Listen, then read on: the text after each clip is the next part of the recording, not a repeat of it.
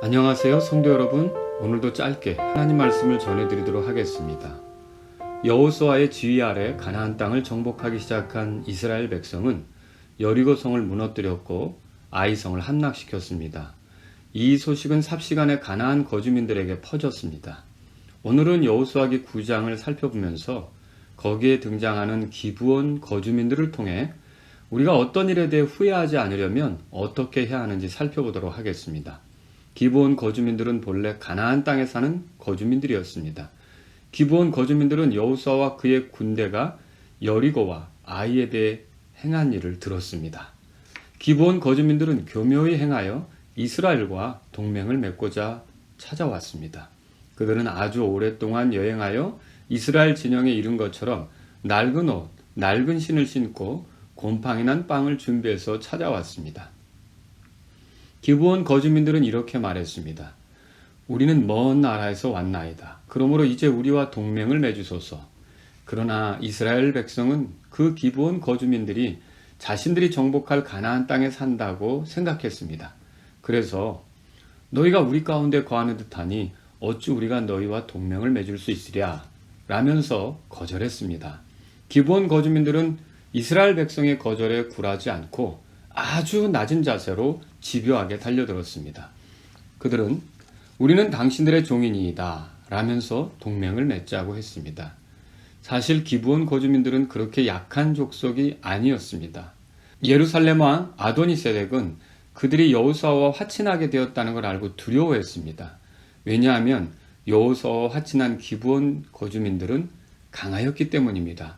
이렇게 강한 사람들이 왜 지금은 이스라엘과 싸우기를 포기하고 그들 밑으로 들어가려고 하는 것일까요?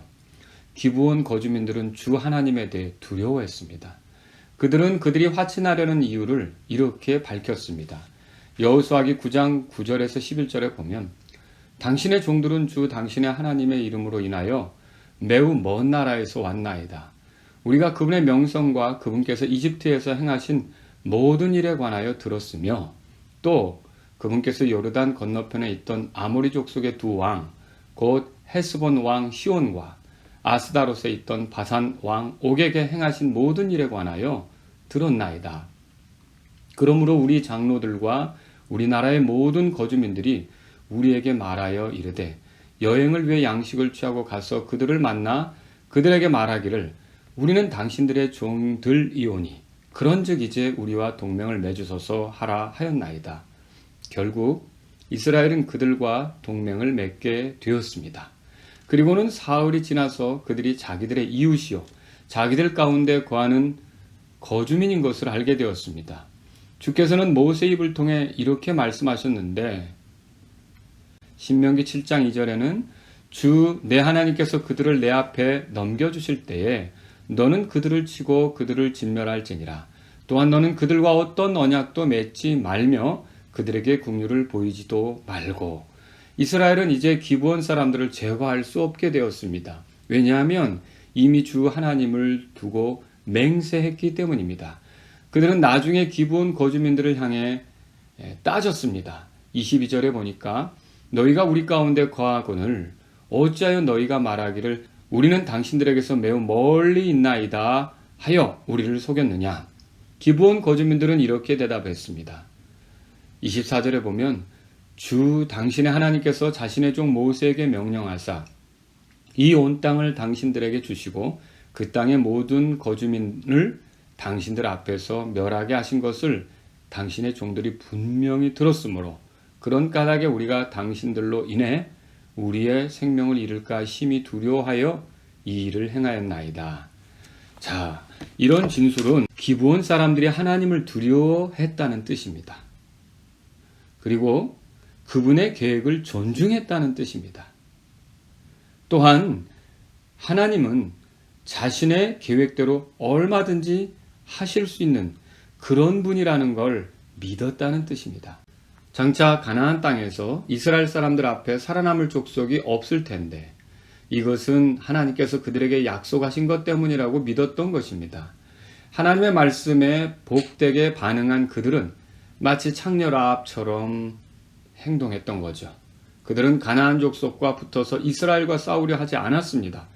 오히려 가나안 족속들이 배신자라고 할 수 있는데 이스라엘과 동맹을 맺으며 살 길을 찾았습니다. 기브온 거주민들은 이렇게 은혜를 누리게 되었으나 이스라엘 백성은 앞으로 그들을 제거할 수 없게 되었습니다. 어째서 이런 문제가 생겼습니까? 성경은 이렇게 말합니다. 여호수아기 9장 14절 15절에 그 사람들이 그들의 양식을 취하고는 주의 입에서 조언을 구하지 아니하고, 오늘 저는 이 여호수아기 9장을 통해서 우리가 어떤 일에 후회하지 않으려면 어떻게 해야 하는지 말씀드리고자 합니다. 두 가지를 말씀드리려고 하는데, 첫째는 어떤 문제가 생길 때마다 주께 조언을 구하라는 것입니다. 이스라엘의 실패는 하나님께 조언을 구하지 않은 데서 생겨났습니다. 그저 상황에 따라 좋게 보이는 쪽으로 밀어붙였는데요. 오늘날 우리들은 별 문제가 없어 보인다는 이유로 아무 생각 없이 그저 행동할 수가 있습니다. 주님께 기도하고 또 주님의 판단을 받으려고 해야 하는데 그분의 말씀을 존중하지도 않고 주님께 구하려 하지도 않는 경우가 있습니다. 그럴 때는 문제가 생깁니다. 혹시 우리는 지금 어떤 일을 앞에 두고 주께 조언을 구하고 있습니까? 두 번째로, 어떤 문제가 생길 때마다 주님에 대해 들었던 것을 존중하는 것이 필요합니다. 기브온 사람들은 그들이 주님에 대해 들어온 것을 가볍게 생각하지 않았습니다. 그 주님에 관한 말씀대로 될 것을 믿었고 그 말씀에 맞게 움직였습니다. 그것이 복된 결말을 보게 했습니다.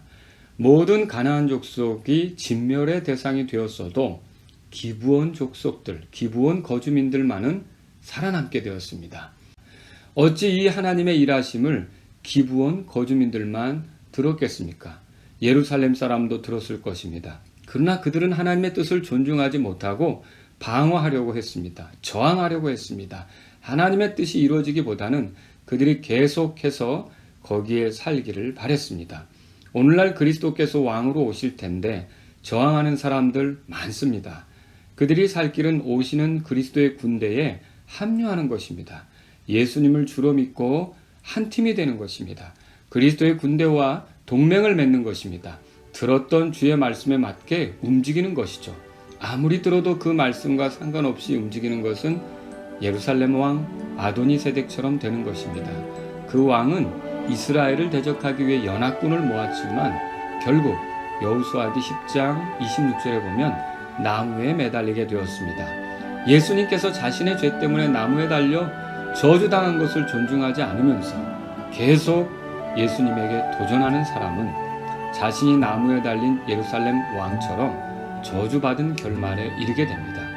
그러므로 오늘 우리는 들은 말씀을 존중하는 것이 우리에게 필요합니다.